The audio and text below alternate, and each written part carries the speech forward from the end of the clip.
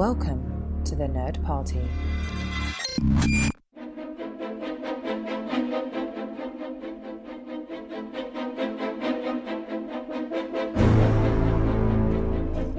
Hello and welcome to another episode of Missing Frames. This is the podcast where we watch all the movies we should have seen by this point in our lives. I'm your host, Shawn Eastridge. We are hanging out over here on thenerdparty.com with the likes of Nerd Nuptial, SETI Alpha 3, Aggressive Negotiations, Filibuster, Babble for 5, and so much more. So check it all out at thenerdparty.com. I am so delighted today to have a guest on that we have not had, and I want to say maybe a year. My wonderful, wonderful friend, Carley Cooper. It has been too long since your last appearance on this show. It has been way too long. What have we been doing? Why do I even have a podcast if you're not on it? I know, like we're on different time zones and we're both adults being busy and whatnot. So I get it. Sometimes you need to have other guests as well. I'm not offended, like I'm okay with it. Well, I'm offended.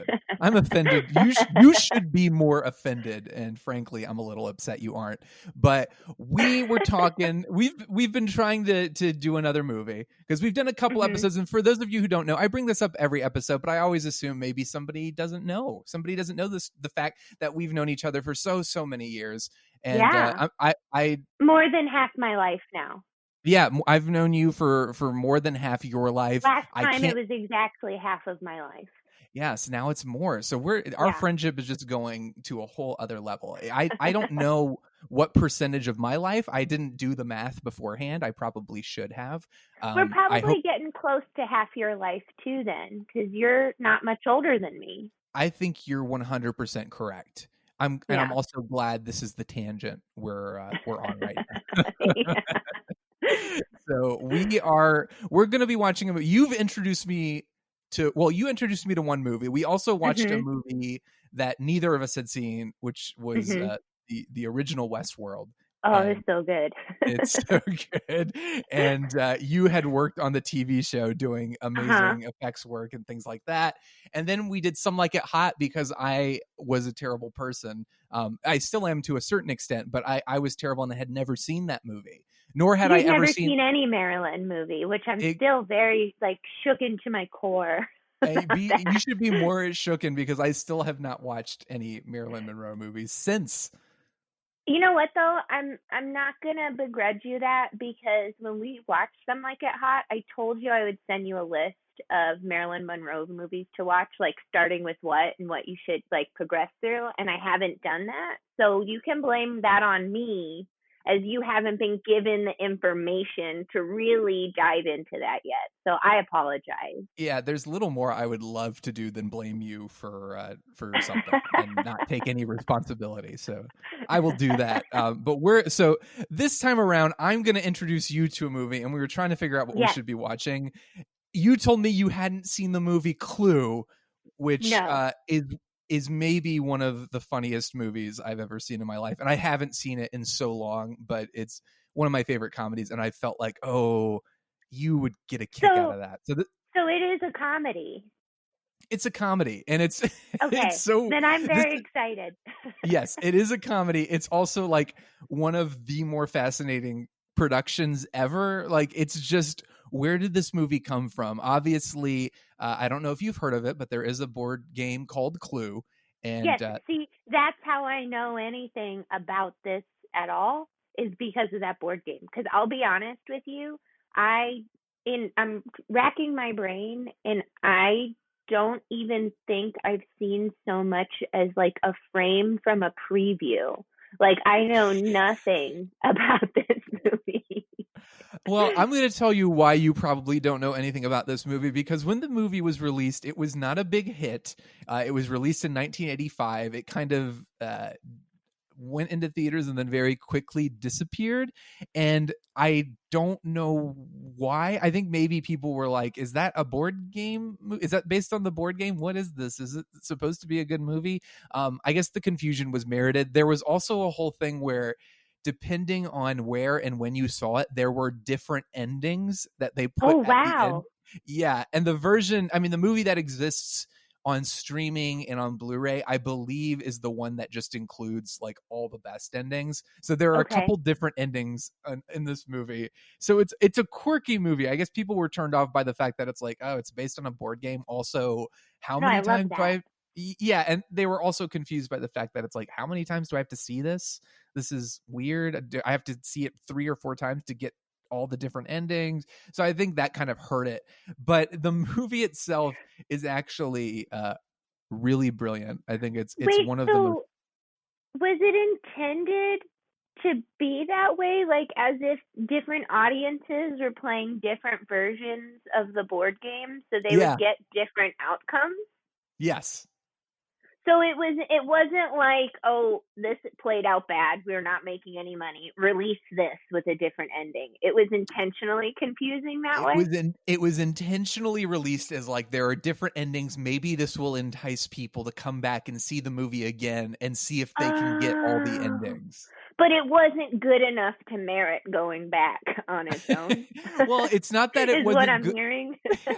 I would never say that. As far as I remember, it's been years since I last saw this, but it is so funny. I think the problem is trying to get people to come see it in the first place. Because again, I think the idea of a successful, like, well put together movie based on any property that's board game related is probably not that, like, I don't think I would fault anybody for saying I don't want to see a movie based on a board game. If you look at movies like, Jumanji was great. Jumanji was great, but Jumanji also was a board game after the fact. True. That's how you got to do it. That's how you got to do it. If Clue had been the movie first and then the board game, it would have been way more successful. Yeah, probably. But that's I think that was why it just people didn't know what to make of it. But the thing is, it like had amazing talent involved. You have Tim Curry, he's in the movie, Christopher Lloyd, Michael McKean, Martin Mull, like all these amazing Which character does Tim Curry play? Is he like Colonel Mustard? Oh, he's the butler. Oh, ooh, that's good. Yeah, okay, I can see that. It is I honestly don't know much. I need to learn more about this movie. I'll learn more by the time we come back to talk about it. But I know so very little about this film. I know that John Landis was involved with coming up with the story, and John Landis is like a really famous comedy director. He'd done The Blues Brothers and Animal House, and he'd also done an American. I wonder what drew him to wanting to come up with a movie about a board game then. You know, I don't know. I guess what I think is he might have, maybe it was just one of those things where they were like, I have a fun idea. Let's see if we can make this work. And they all got together. Like you could just make like a classic, you know, like whodunit kind of murder mystery, you know, like a party at a fancy house and not have any ties to Clue. But maybe he wanted to do that and got some kind of deal with like the game people and got funding that way if he tied it to that. Maybe that's what it was, and they thought like, "Hey, let's throw this together." I mean, the movie was only—I mean, it's 1985, so this is you have to adjust for inflation, but it was like a $15 million budget, so it's not like a huge movie. It was apparently very like the production all came together. It was very fast.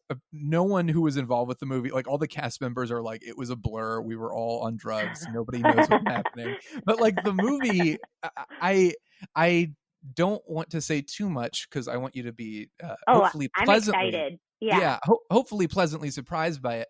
But from watching the movie, it's kind of shocking to me. I think it has a bit of a cult status now, but I almost feel like there still aren't enough people talking about how brilliant this film is. Because I remember, maybe I'm wrong. I mean, the last time I watched it, I was probably in high school or college, but I just remember thinking it was one of the funniest things I'd ever seen, and it's so quotable, and there's so much in it that is so brilliant. It's just amazing that it was just kind of a tossed off thing that somehow was also brilliant.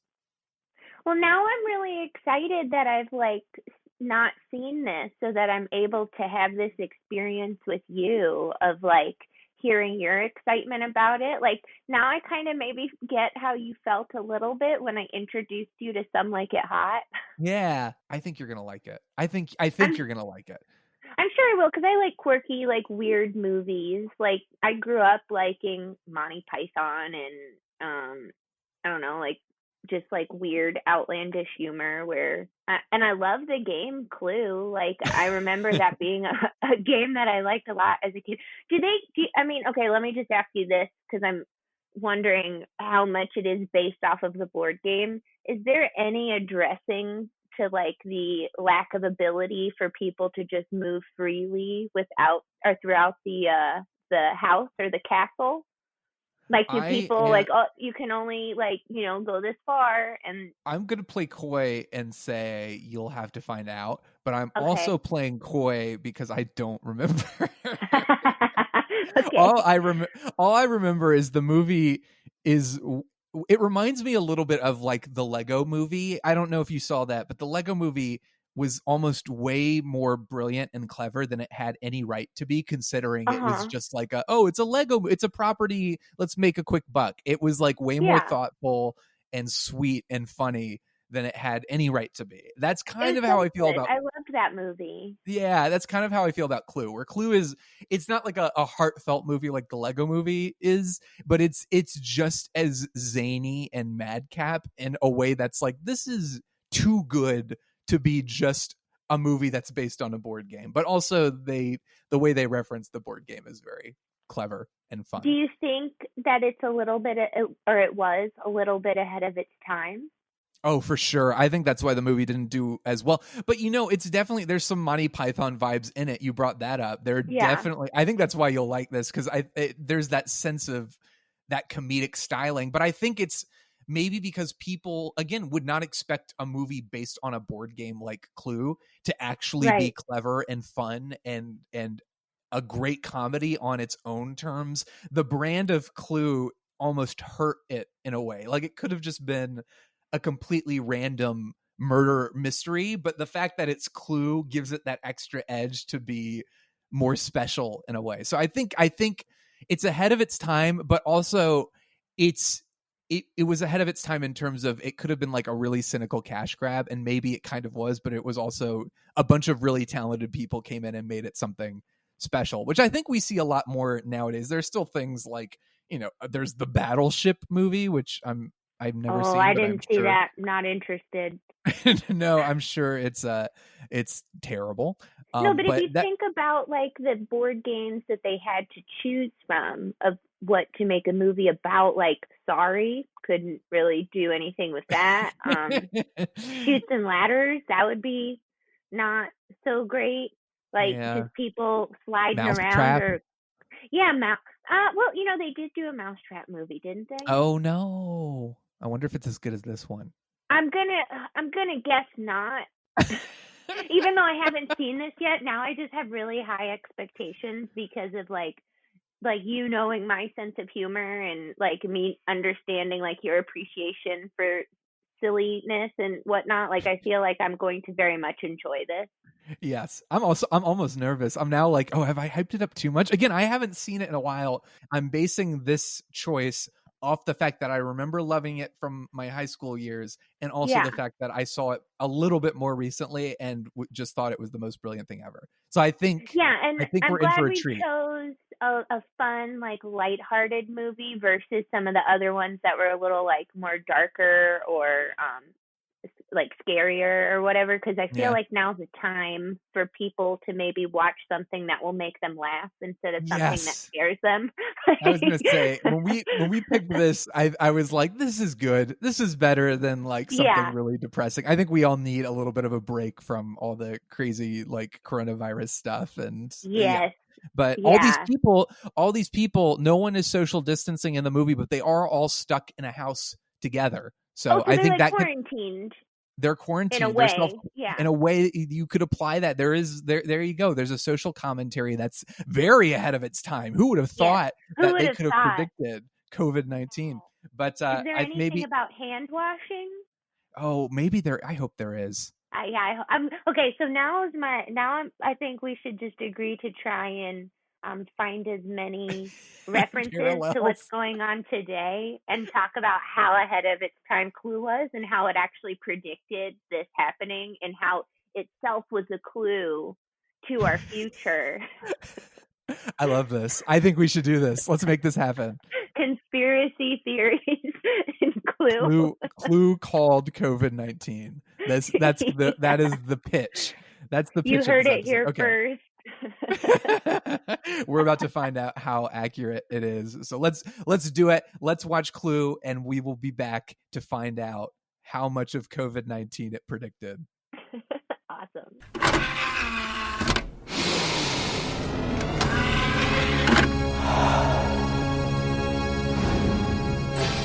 Now available to own on video cassette. All right, we're back. Carley, how do you feel now that you've seen Clue? Was it everything you wanted it to be? It was, and it wasn't.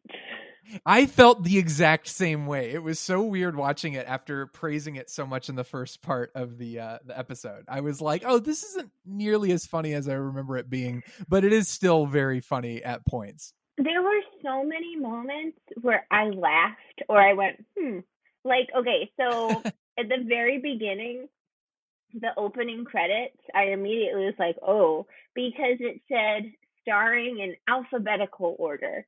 And the fact that they have to specify alphabetical order just immediately makes me think that there was some issue with who the actual star of this film was.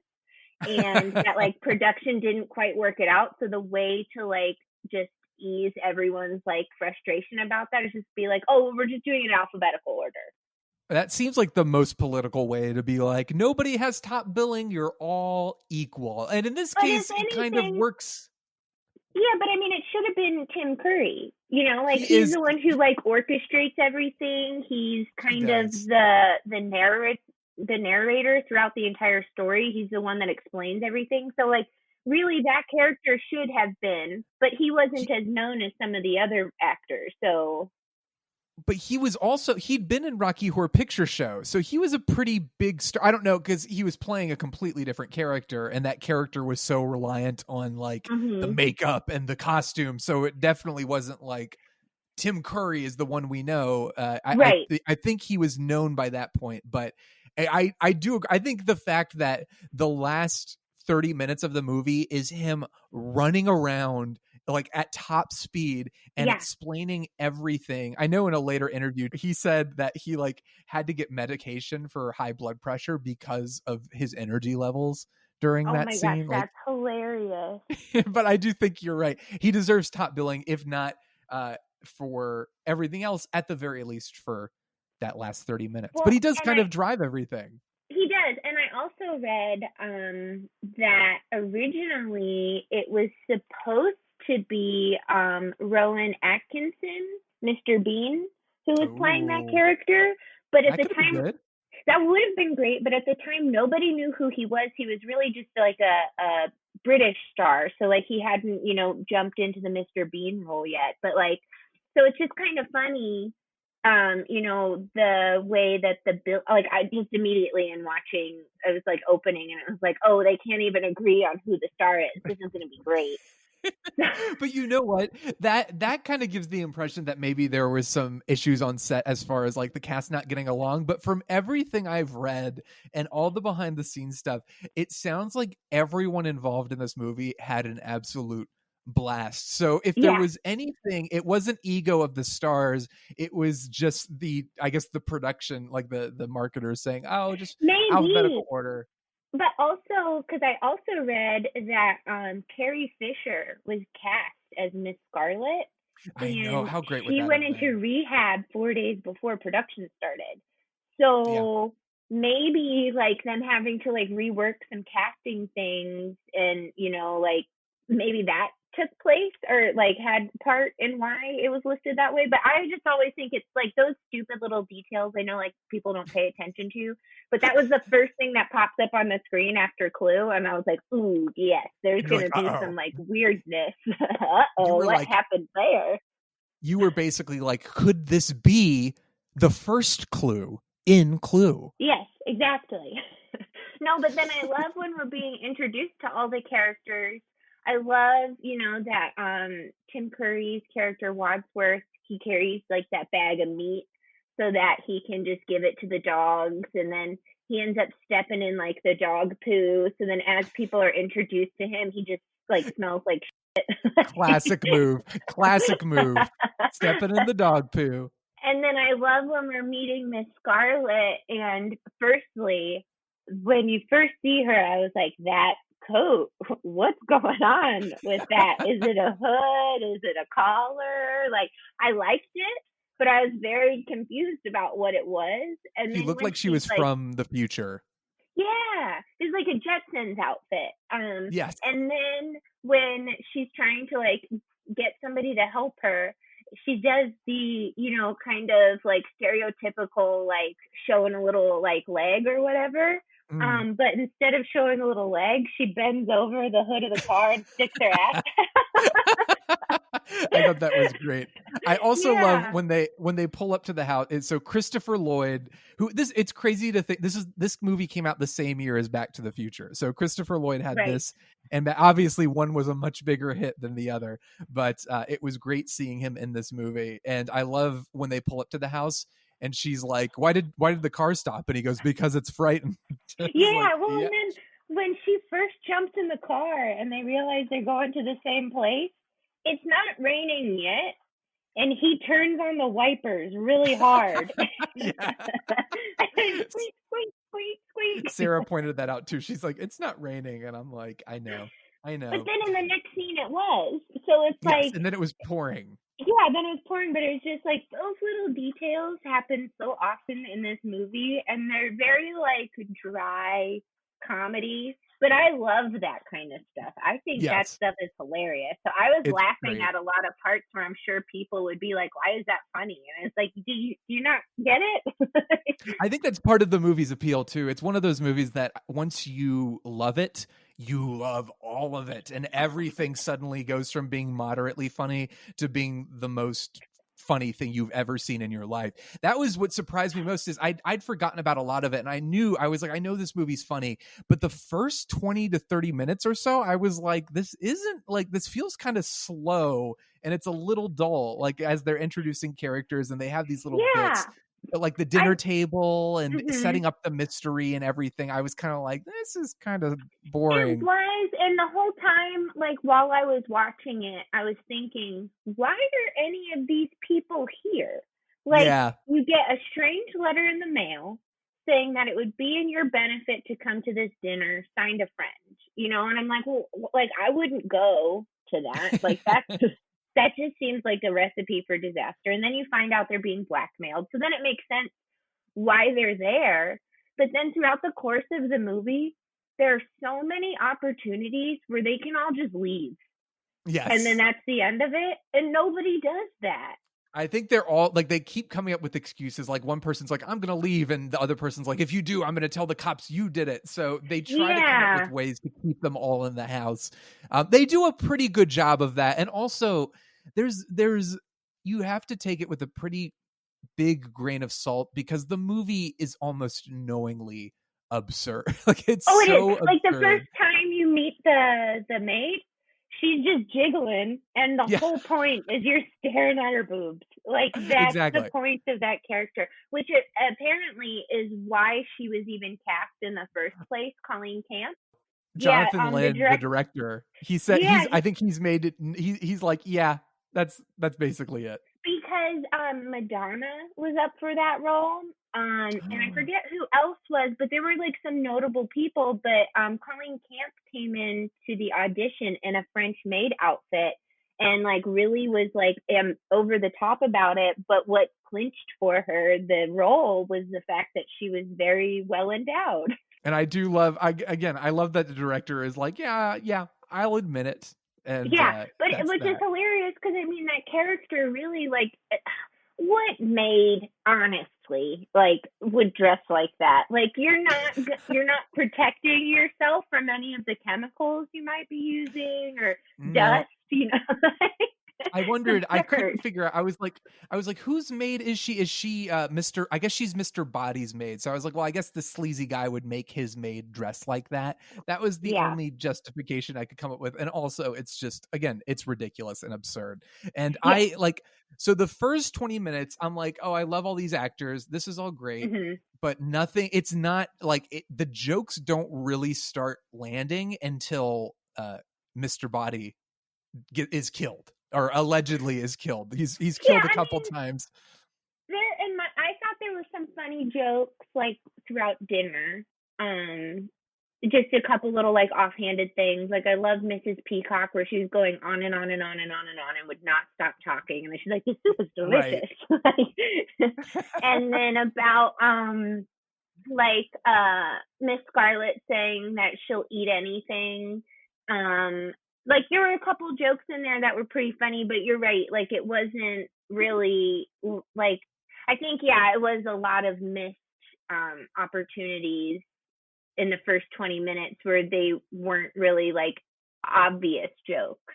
That's where you have to kind of really like win over the audience, and it takes a little bit of time. And I think, again, I was thinking of it from the perspective of audiences who saw the movie, and not a lot of people saw the movie, but I imagine you're kind of sitting there waiting for it to be hilarious. And it's kind of like, this is moderately funny. And then about 20 minutes in, then it starts to get really goofy and wacky and slapsticky, and everybody is running around and being crazy.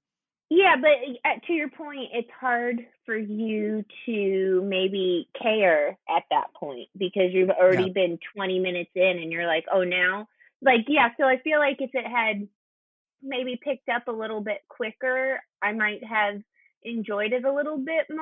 I thoroughly enjoyed it. I did think it was really funny, but I do think that there is some kind of like nerve to a film to spend the last 20 minutes going over everything you've just seen. And it's like, we all saw that. And that was a bunch of stuff that we didn't care about and was boring. So now you're making me re-go through all of that when we were all there. I think in those moments, Curry really sells it. It's really, I imagine reading those lines in the script, it was like, this is going to be terrible unless Tim Curry goes insane and just starts running around like a crazy, because it's just recounting like, and then we went here, and then we ate here, and then we were in here, and then the cook was in there. So it's just, it is absolutely manic. I think probably what really works about this movie for me, because the problem is it's not, the characters aren't well drawn, but the actors playing them are so funny and bring so much personality to it.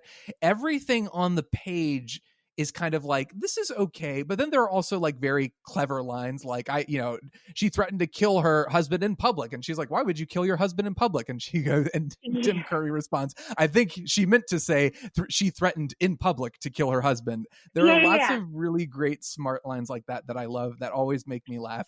And then there are like simple, like goofy, slapsticky things that happen that are so, they're almost juvenile. They're so like simple. The first fight scene that happens with Mr. Body, and he does that like that 2-finger poke in the eyes.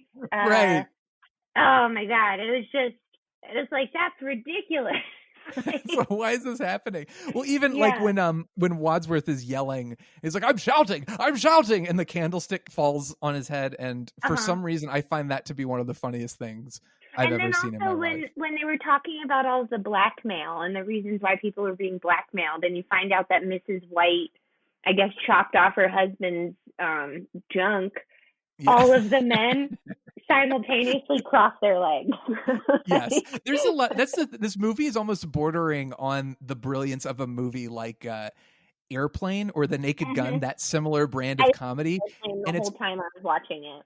Yeah, it's always almost there, and it never quite reaches that level of brilliance. But there are things in the movie that are that funny. Like there are moments that are so funny that I'm like, this is just great. Like they're like, oh, what about the cook? And they go into the kitchen. They're like, oh, nobody's here. And then she falls out of the closet, and he's like, oh, I didn't do it. Also, can somebody help me? Seriously, can someone help me, please? And Mrs. Scarlett goes over there holding a cigarette, just kind of looking at him, and nobody helps him. Yes, exactly. There are lots of little moments like that I think it gets even better the more you watch it. I feel like part of the issue might have been the fact that this movie and the style of like comedy that it is would have really been better suited for an adult audience And if they had leaned into that and not made it, obviously it's based off of board games. So they're expecting, it needs to be kind of like a family movie where kids can go see it too. But if they had really leaned into that like airplane style and a little more adult humor, because sure, it is a game, but it's based off of a murder mystery, which isn't really like a child theme or like a family themed movie, like it being about murder. So if they had like leaned into that adult thing a little bit more, I feel like it would have been a little more successful. But who knows? Because it was the first film ever based off of any board game. So it's kind of uncharted waters. So it's the first, and honestly, could we call it the best? It probably is. I don't know if there's another board game. I know that we talked about how Jumanji was based off of the movie, like the board game was based off of the movie, but I think that the revamping of the Jumanji movie, the first one, I haven't seen the second one, but I think they did such a good job on handling like how a movie, like from a game and like the gaming aspects of it. I think that the first new Jumanji movie that came out like did an excellent the one with the job. Rock. Yes. Yeah. Like in the way that they dealt with it being a video game and like the jokes within that, like I thought they really, really did a good job where they still made sure that you understood that it was a game. But obviously, like this is different because it's just based off of the story about a board game, which, like again, Jumanji almost it had more working against it because you were making a sequel to this classic movie. I mean, it's not a great movie, but the Robin Williams movie is so beloved. So they kind of had more stacked against them, but they went in a completely different direction. And I agree, it's almost like accidentally the best video game movie so good. ever. It's so good. In the same way that Jumanji, the original Jumanji, is accidentally the best board game movie ever, even though neither of them are based on a board game or a video game. They kind of take the energy and the thrill of what that might be, and they kind of implement it in a way that's very effective, in a way that Clue does a very good job of like the character names are there. Apparently the layout of the house is exactly as it is exactly on the the board same, game, and the shortcuts are exactly the same.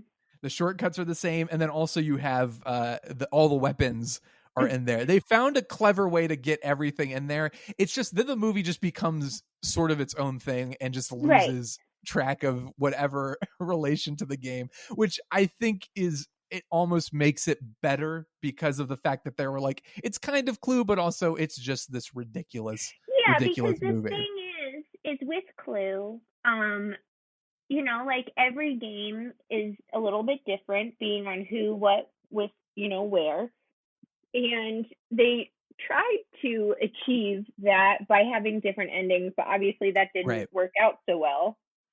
And you got to see all three endings, right? Yes. Yeah. And then, so there was a fourth ending that was a lot darker, and I read about it, and it was just like, we can't end up putting that one in where Mrs. Peacock gets shot. And she dies instead of just getting arrested. Yeah. But so, and what I also read is that like some theaters were posting A, B, and C along with like Clue, like what times that they were going to be playing which ending, so it wouldn't be such a crapshoot of you being like, am I going to go see the same ending again? You would kind of know, I've already seen A, so I want to go see B. But I think the problem is that the movie itself, like aside from that ending, wasn't successful enough for you to want to go back and see another way that it was told, especially because like the last 20 minutes is just him running around showing you what happened. So it's like, I'm going to have to rewatch all of that just to get this last 3 minutes to be different. Exactly. And I think the other problem is the first two endings are fine, but they're not. The most satisfying ending is the last ending that ends with like, they're all guilty. They all did it. And also it has the amazing line where, what's her name? She's talking about like, I was so mad. The flames on the side of my face. Like that line is so brilliant and is so like such a quotable line and one of the most iconic lines from the movie. Can you imagine seeing the movie and not getting one of the best lines? It also has the other best line, one of my favorite lines that I've used constantly, which is, I'm going to go home and sleep with my wife. Like, I that know, and then line it is like freeze frame. that is such a wonderful ending. And the other two, and I was thinking about it as I was watching, I was like, if that had been the end of the movie I was watching, like the chandelier falls behind him and he goes, whoa, that's not a good ending. And the second No. ending, I can't even remember exactly what it is, but that one wasn't that satisfying either. The only really satisfying ending is the third one, where Michael McKean is as Mr. Green. He's like, I'm actually an FBI agent. They're all guilty, and now I've got this great punchline at the end. Yeah, That's the because the only whole ending time that he works. thinks he's gay, and then he's like, now I'm gonna go and have sex with my wife. Exactly. It's so funny. It's just a goofy line and it's hysterical, but it's true. It's like, I completely get why this movie flopped. Like you said, the movie itself, like the first, it's only an hour and a half, so it's a short movie, but it was even shorter without the extra ending. So you're talking about a Yeah. movie that's less than 90 minutes that is Yeah. manic and energetic, but also, depending on which ending you got, kind of underwhelming. So there is no reason why you'd want to go back. I know Roger Ebert in his review really criticized the movie. A lot of people, this movie got slammed critically. A lot of people, I think, were really, I don't know that they were looking at the movie so much as they were looking at the marketing scheme behind the endings of Right. the movie. And I And I completely think get that's that. really what it was. Like, I Yes. feel like they were kind of attempting something that they thought was like a surefire, like, oh, you know what? Even if this movie doesn't do well, if we have enough people that like it enough that want to go see it 3 times, it'll make it seem as if it's more successful than it really was. And unfortunately, like, I actually looked up the movies that came out the same time of year in Oh, that what else did? December 1985. Okay, so they had Spies Like Us, which came out 2 weeks Okay. before, or not even. It came out on December 6th, and Clue came out on the 13th, so like a week before. The Jewel of the Nile came out on Oh, December wow. 11th. And The that's a Color sequel to Purple, Romancing the Stone, which is really popular. yeah, The Color Purple came out on December 18th, and then Oh my on God. Christmas they had, this is ridiculous though, Howling 2, Your Sister is a Werewolf, Murphy's Romance, which was a huge box office hit. But so like it was going up against some stuff that was like, more interesting, that like if you go see a movie every weekend, you're thinking, okay, this movie comes out, if people love it, then maybe they'll want to go the next weekend. Well, the next weekend there was The Color Purple, which was a Right. smash, and Out of Africa, which was also a smash. So like, and then the following weekend and like you just didn't have There's no place.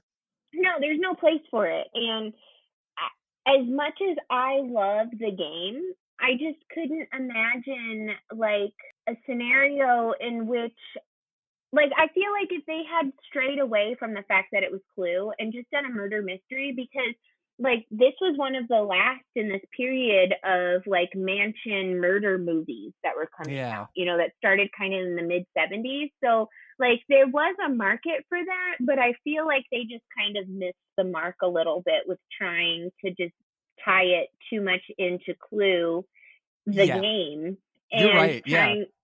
trying to figure out a way to incorporate these characters instead of just allowing like a cool kind of murder mystery story, but have it in the vein of comedy, like Airplane. Like Airplane's a very dramatic movie if you think about it, because it's like a plane up in the sky and it's got issues and it's going to crash, like that's high stakes, but it's hilarious the way that they deal with it. So they could have gone along the same vein where this is high stakes and there is a murderer in this house at this dinner party, and there could be a better reason for all of these people having to be here. But because they had to tie it into the characters of Clue, they were really limited to what they could do with that. Yeah, I agree. I think part of the problem is this movie kind of, it needs the brand. Otherwise, why does it exist? Like the fact that this is the Clue movie almost makes it even better in a way, because the fact that you're like, I completely agree with everything you're saying. I think it was just a marketing nightmare, and all the decisions they made surrounding the movie's release prove that. And it proves like during Christmas season, I think they're thinking, oh, the families are going to want to go see this movie. And they're going to want to buy the box. They're going to want to buy the board game. They're going to want to buy all the merch and stuff. And it's like, well, I mean, but it needs to be a good movie. Yes, it is a very popular board game, but it needs to be a movie. Because like we were talking about before, you couldn't make a movie out of Chutes and Ladders. If you made a movie about life, like, I mean, come on. You couldn't make a movie about Scrabble. Like, Clue, I guess, might have been the obvious choice at the time, but I don't know. Yeah. But the fact that it exists as the movie version of Clue is almost like, it has to, in a way. It almost has to, because otherwise the movie just disappears. But there's something so hilarious and weird and insane about the fact that it's like, yeah, we made a movie based off the board game Clue, and this is what it was. It's like this insane movie with completely, like, the movie is so like absurd and zany, and at a certain point it doesn't even really have anything to do with Clue anymore. It's just its own movie. And that to me, very fun. It is a fun watch, but I wouldn't pay 3 times to go see the 3 different endings. I wouldn't either. You put all the endings on the movie and you make it that way. But and then you could have even done the thing. Do you remember when they were allowing audience to like vote on stuff in theaters?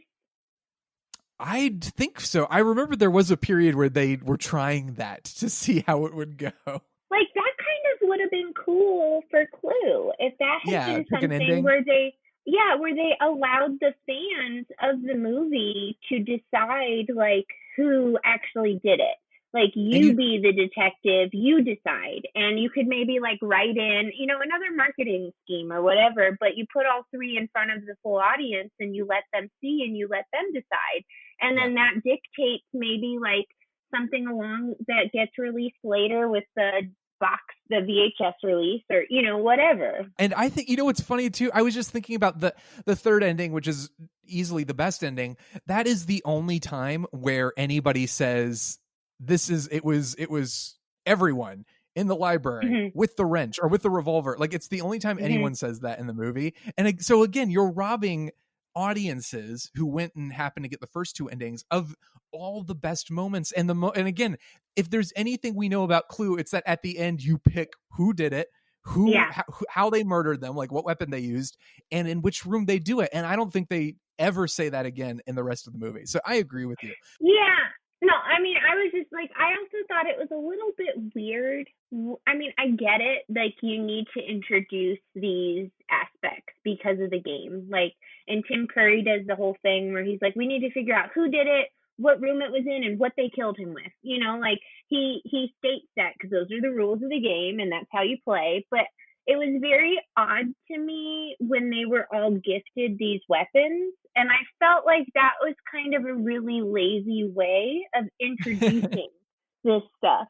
And by turning it into a thing where it's like, you can either kill him or wait here, like, it was just kind of like, I felt, I mean, again, I'm not a writer, and I know that there was some struggle when it came to the writing of this film. So, like, but I just feel like the fact that they were in a mansion, there could have been these random items placed all over the home, like the candlestick. There could have been a revolver in a desk drawer. That wrench could have been in the cellar. The rope could have been in that closet. A pipe, like, all this stuff could have been placed around, and these people could have been fearing for their lives and picking up these random objects to, like, protect themselves, and then ended up, like, dropping them in various places. And that would have been a more interesting way to introduce all of these, like, viable options of weapons instead of just being gifted at the beginning and say, use these. And being like, hey, here, you know what these are, right? These are the things that are from the board game. I agree. I think your version of the movie is probably way better. So there's a lot of stuff that doesn't work about the movie. What are the things that did work for you? What were the things you really enjoyed that really stood out? Do you have a favorite quote or a favorite character? Okay, well, so when we talked about this whole COVID-19 thing, we were going to try and figure out how this movie Yes. predicts I it. was Okay. about to ask. I want to know. So, when they were talking about how Mr. Body was blackmailing everybody, and they were talking about how our Tim Curry says, of course he wasn't gonna, let it go. He found a way to make money off of this opportunity. So what's more American than that? And of course, it immediately made me think of their toilet paper crisis. How, people are hoarding toilet paper and capitalizing off of that, and then Right. reselling it online. And what's more American than that? So Clue called the toilet paper hoarding. We've got that. Yeah. All right, perfect. And then there was also another line, I forget who said that, but they said Armageddon is upon us. And it was I think later with the FBI agent. Oh, yeah. It was when he was pretending to be the Bible salesman, the Jesus person. Yeah. And that, of course, we're dealing with the end of the world right now. So there were a couple things in there where I was like, okay, I could see it. But I really enjoyed, genuinely, I really enjoyed the aesthetic of the movie. I really liked the feel of the mansion. I loved the costuming. I thought that was great. I was a little indifferent with the ideas that they chose to do the opposite color palette for the female characters. With Miss White, she was in all black, except that one time you see where she takes her coat off and it's got this beautiful white satin on the inside, and that was a moment, and I loved that. And then Miss Peacock, her looks like a peacock. But the thing is, and what I was reading is that in her costume, all of the plumage in her hair was actually feathers from a female peacock, which is why they don't look like traditional peacock feathers. So there still were, peacock elements to her, which I thought was pretty cool and clever, and it wasn't so on the nose. But with all of the male characters, they did go in line with what kind of their color scheme was. So I was interested as to why the costumer chose to go the opposite with the women. But that's a minor thing, not everybody pays attention to that, but I'm a big fan of costuming elements. No, this is good. This is great. And then I loved all of the silly camp that was in it, and that was just kind of so iconic in the 80s. With a lot of the okay, so when they were when Tim Curry was running up the stairs at one point to explain what had happened, and he's dragging Miss White with him, and he just kind of leaves her in the middle of the stairs. I love that so much. I was laughing she just falls over. Yeah, and then when they were all trying to decide who they were going to split up with, all of the men wanted to go with the French maid except the gay character, which that was really funny. And then he was the one that ended up being stuck with her. So there were these really funny jokes within that. I mean, and of course, if you get to that one end where you realize he's not gay, but the other endings he is. So that was kind of a little bit, I think, frustrating, where the endings didn't necessarily mean that anything that happened in the beginning stayed the same. It would. I feel like it would have been more effective if in the beginning the things his character being homosexual, that should have carried through all the way to the end, or it should have been revealed he wasn't actually homosexual in every single one of those. Yeah, it was. It's very frivolous, so it makes the whole the movie is kind of runs with this vibe of it's just tossed off in fun, which it is, but it also is tossed off in fun at the expense of genuine meaning. And you're right, having those multiple endings just reminds you of well, what's the point of all this? None of this actually meant anything. If we have 2 or 3 different endings, which ending is the real? And of course they say, but this is how it really happened for the third one. But having multiple endings in the first place is kind of so none of this really matters at the end of the day. And I think that's the vibe of Clue in general, is it's fun, it's madcap. You're not really going to be invested in it more than that. Speaking of funny moments, another moment that I think I will laugh. This is something where I will laugh every single time I see it, and not just All right, like a let's hear chuckle. I will flat out laugh. I think it's the funniest moment in the entire movie is when after Mr. Body, like they find him in the bathroom and he like it falls on Mrs. Peacock and she's like, oh my god, no, and they get him off her, and then she's like, oh, I feel faint, and Wadsworth goes, oh, she's going to faint, quick, fall into my arms, and she just falls right through his arms. That is, I will laugh every single time that happens, and it's like a genuine belly laugh. I find that was so funny. good. I agree. There were so many funny moments like that where it was just the physical comedy was hilarious. Like the French maid running down the stairs at one point. I forget what moment. I think it was when like the doorbell rang. They're all running down the stairs. The way that she runs down the stairs is some of the most exemplary physical comedy I've ever seen in my entire life. Because of just how she's running, but because of her like need to constantly be jiggling, because that's like her character, that you always need to be focused on her heaving breath. Like it's just it's amazing. There's so many moments where it's hilarious, but it is very far and few between, and they're so minor and they're background detail moments, Yes.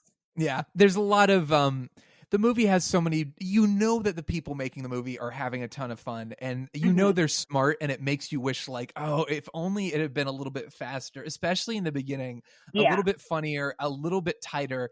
And the jokes, some of the jokes are funny, moderately funny, but they don't land as much. But I wanted more things like, speaking of the French maid, when Mrs. Peacock is like, oh, I need to go to the restroom. Do you have a restroom? And she goes, oui, oui. And she goes, no, I just need to powder my nose. Yeah. Things like, you need more of that. There wasn't enough of that in this movie.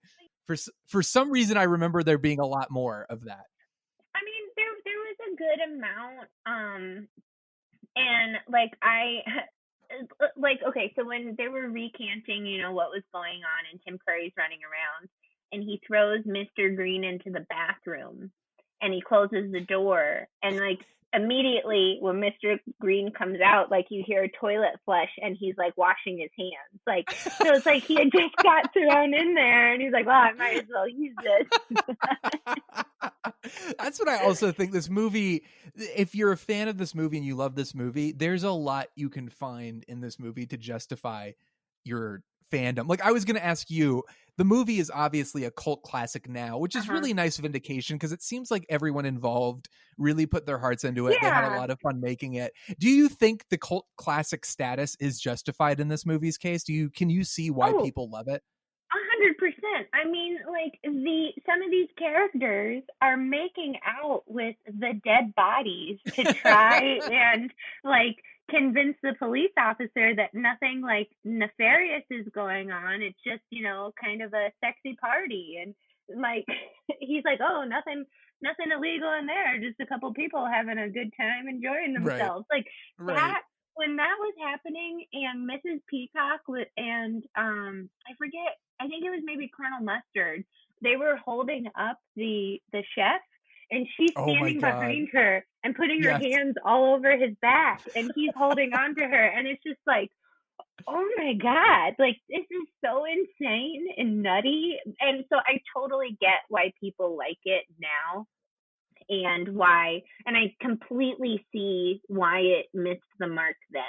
I do, however, think that if it was done exactly how it was done, like same script, obviously different casting because of age and whatever, but like same exact script, and if it was done the same exact way today, I still don't think it would be a hit, and I don't think there would be a cult following. I feel like a big part of the reason why it has this cult following is because it's of the era of these 80s movies that just have this charm to them because of the time that they're from, that people have this nostalgia for.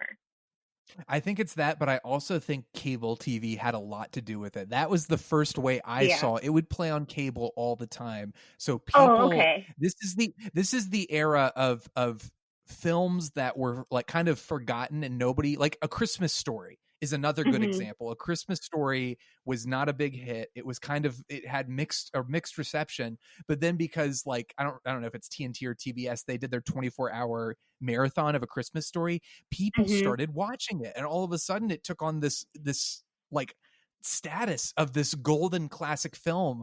It's kind of the same thing with Clue. Clue isn't as good as A Christmas Story, not close, but Clue had the same sort of like, it's just on. I remember being a kid and just being like, what is this movie? This is Clue? This is based on the board game Clue? This is so funny. Like, this is so random. What a strange thing. But I think that's what happened. I think a lot of the and of course that doesn't happen anymore. Everyone is streaming movies. So a movie that would be released today wouldn't go to cable television. It wouldn't find that same audience that's just flipping through the channels looking for something to watch. We have too many options. Cable television isn't really a thing anymore. It's slowly disappearing. Streaming would make it impossible for this movie to have the reputation. That kind of speaks to what you're saying, but I think also the mood of like through the through the 90s all the way into the early 2000s, this is the kind of movie that you could find and discover. And it's harder. Like if you saw this in your Netflix queue, I don't think you would click on it. I don't know necessarily that you would unless you knew about it. I feel like, honestly, I mean, like with what everyone's going through right now, we're so starved for like new content or just something that maybe you missed out on. I feel like it might get, like another bit of a revival. I mean, because it is streaming on Amazon. So like that's how I watched it.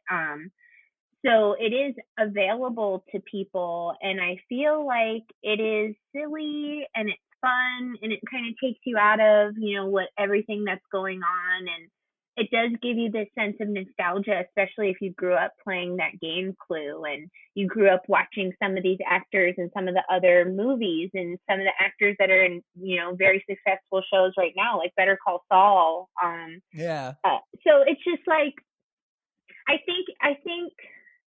Yeah, it's weird because it's definitely a product of the time that it was in, but at the same time, like it was not. It couldn't have been successful when it was released, and I feel like it is one of those movies that it ages much better, and it does get funnier with time, and just like seeing some of these people's performances and how over the top and crazy they get, you really appreciate that. Absolutely. So what else, anything else we have to add, or do you think we've covered it? Well, okay, I was Googling a little bit about just Clue in general, the game, and found a couple things that were pretty funny. So originally, the game was officially released in like 1949, and the original weapons that were included, there were 10 characters and 10 weapons, which got trimmed down to 6. But one of the original weapons was a shillelagh, which is an Irish walking stick, a hypodermic syringe. Oh my God. A bomb. Wait a second. How could the house still be standing? You wouldn't know. Maybe it's just a bomb, like that's why they got rid of the bomb. A bomb, some poison, and a fire poker. And the original game, when it came out, like the pieces, the lead pipe was actually a little teeny tiny lead pipe, which is poisonous. I was going to say, did people get lead poisoning? I'm sure they did, but in the 60s, they changed it to steel. And then the ones you can get now, they're made out of pewter. But also one of the funny things, I guess, that I was doing in all this research, lead pipes, lead is actually too soft to be a pipe like that and to even be threaded. So like that wouldn't be a thing that you would use for that. It would be like steel or so I thought that was kind of funny and interesting. So not even the board game Clue really makes sense at the end of the day, is what we're saying. No, they didn't quite get it right. But what's cool is that a lot of these board games, like the birth of them, were developed during World War II, when these soldiers had, like long times where they'd just be kind of waiting around during air raids and stuff. So the guy who actually developed it, Anthony Pratt, he created the board game Clue, which was originally called Murder. And then when it was turned into way Clue, more it was straightforward. it was actually called Cluedo, which is supposed to be a play on words, like with Clue, and then like something do meant I play in Latin. And then like when Parker Brothers bought it, they changed it just to Clue because it was just easier for people. So there's like a cool evolution with that game and just like the time period and, you know, like America's history and being in World War II and all of the crazy board games that came out of the invention of a lot of these soldiers. And that's incredible. The guy, Anthony Pratt, like he was a big time murder mystery fan, and he played piano at like rich people's parties for murder mystery dinners. So like while he was in the war, it was just kind of a way for him to escape from that. And his wife actually helped him with the board game design and everything. And so like there's like some cool history with the game itself and just board games in general. And while I was like reading about how this movie got made at all, I forget who it was, but it was about I think it was one of the producers, Landis, or he was a director. Yes. Yes. So he had. Well, he's not that. He was the story. He came up with the story for it, but he was also a famous director as well. Yes. So he had written to somebody about. I'm not going to be able to find it. I wish I'd written it down. But the point that I'm making is he had written to somebody, and they wrote back to him, and he, in his interview, specifically stated, you know, I received this beautiful letter on this just beautiful onion skin paper, and I was like, what is onion skin paper? So then I went on this rabbit hole down researching about onion skin paper. It seems pretty nice.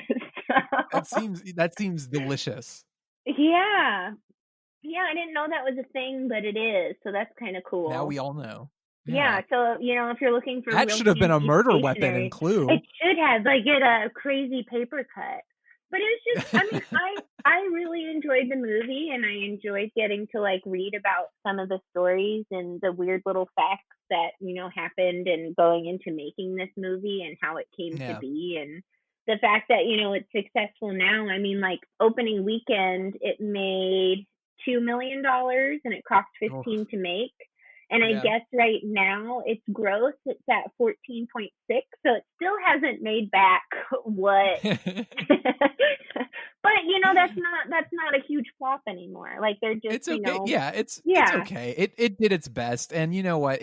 I'm happy that this movie has found its audience now, because it has enough charm that it doesn't deserve to be forgotten. It deserves to have like people like praising it and lauding it and holding it up on this pedestal. It also predicted COVID-19. We should have paid more attention. Social distancing, like there's a lot of stuff about like if you go off in pairs, somebody will get murdered. I don't know. I don't know. I'm trying to make this work, but I agree with you though. And the fact that they were all quarantined in this house and they had multiple times to leave, but they chose not to. Good advice. But then people kept getting murdered inside. Yes, but it's because they were together. They weren't. Oh, you're right. They didn't social distance. That's why. Mm-hmm. You're That's correct. Exactly why. So we learned a lot from Clue, I'd say. And on that note, I guess final ratings. We will say on a scale from 1 to 5. Let's say flames on the side of your face. Okay. How many flames on the sides of your face would you give Clue? I'll give it 4. Oh, great! Would actually. I'll give it 3.5. Okay. I mean, I just because I had never seen it before, and I did think it was a fun watch. I agree with you that it was a little slow to start, but once you get past that, it is really fun. I do think it's a fun quarantine movie to watch. Yes. It's free on Amazon, so if you don't have the board game Clue, why not watch the movie Clue? Yeah, and the thing is you don't even need to have played the movie or played the game to Or the appreciate the movie. Yeah. Like, that's the thing. It's like, you don't need to have played the game to think it's fun. But if you have played the game, it just adds this whole level of, like, nostalgia. Like, for me, you know, like, playing with my cousins and stuff growing up, and, like, or my family, it was just a fun board game. And I remembered, like, always fighting over who got to be which character and, like, who got, you know, which thing. And so, like, I appreciated it on a lot of levels. I would not say it's the funniest movie that I've seen. And I did like the lack of blood in it, which I know I'm sure for, like, ratings purposes and, you know, for the audience and whatever. But it's like when people would get shot, there would be no blood. Like, yes, no one would really get all that murdered. They'd be murdered, but not that bad. Yeah. But I enjoyed it. It was nice murder. So I really appreciate you, on opening my eyes to this movie, because, I mean, I'll be honest with you, I didn't even know it was a comedy when I knew nothing about it other than it was called Clue. I knew Tim Curry was in it, and I knew it was supposed to be based off the board game, and that was it. So so much more. Yeah, and I was not disappointed. I will say I was not disappointed. I will say, though, that I was expecting it to be a lot funnier based off of our previous conversation and your glowing review of it. I know, God. Yeah. That's gonna be on the internet forever. There haven't been many episodes of Missing Frames where I've, like, been like, this movie's amazing, and then come back and be like, actually, you know, it wasn't that amazing, but it was still pretty good. What are the other ones that were maybe amazing and not great? This is the only one I can think of. I am usually a genius and always have great taste, so it rarely happens. Well, sure. I am of course. I am the best podcast host, so I would never mislead my audience in that way. So it's a very rare occasion. This is one of the only, and I would not, even if I did, which I never do, I would not tell you which other movies were. You'd have to go back and listen to all of Missing Frames to find out. I'll just have to go through the library. I mean, I got tons of time now. Everyone's got tons of time, so everyone should listen to Missing Frames. But Carley, if people wanted to find you out there on the internet, that sounds so creepy, especially after talking about Clue and murder. We probably shouldn't phrase it that way. But if people wanted to, like, follow you and see how cool you are, where are you on social media? So I am only on Instagram, and it's at Carley Does Makeup, and that's CARLEY Does Makeup. There is another person, also Carley Does Makeup, that doesn't spell it with an E, and she and I have been, like, tagged in each other's things sometimes, and I'm like, what the heck is this? And it's not me. And she does, like, bridal makeup, so I'm sure she gets very confused when there's, like, monster stuff. Right, and horrible gore makeup effects. Yeah, this has been a running theme of the past couple Missing Frames episodes, where we have had to talk about our different social media names across platforms because other people, like, for instance, there's another Shawn Doorman on Twitter. Yeah. So I have to be at Yay Shawn Doorman on Twitter. It's very frustrating, but also this has been a theme of the past few episodes. Understand.